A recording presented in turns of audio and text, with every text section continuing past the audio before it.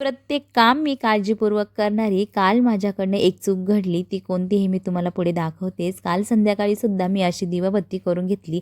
जी काही धूप लावली होती ती डिशमध्ये न ठेवता डायरेक्ट मी मंदिरात ठेवली आणि बघू शकता जळाल्याचा असा डाग पडला. हे जेव्हा मी बघितलं तेव्हा मला खूप वाईट वाटलं.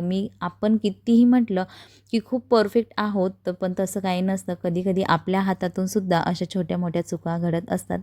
पण याचं मला खूप वाईट वाटलं. काही नाही, आज आहे अष्टमी आणि आमच्याकडे घटाला फुलोरा चढवतात. सिंपल अशी रेसिपी आहे. गुळाचा पाक करून आपल्या गव्हाच्या पिठात मळून घ्यायचा आणि त्याच्या छोट्या-छोट्या अशा पुऱ्या लाटायच्या. मी इथे ग्लासच्या साहाय्याने सगळ्या पुऱ्या बनवून घेतल्या आहे आणि तळूनसुद्धा घेते.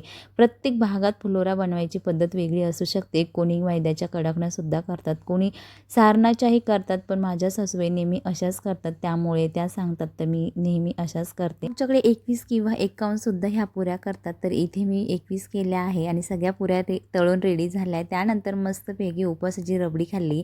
पुऱ्या थंड झाल्यानंतर आत्याने सगळ्या पुऱ्या दोऱ्यात ओवून घेतल्या आणि खरंच अशा सणवाराला आपल्या घरामध्ये कोणी वयस्कर असलं की आपल्याला खूप मदत होती आणि त्यांच्याकडनं अशा सणवाराच्या पद्धती शिकायलासुद्धा भेटतात.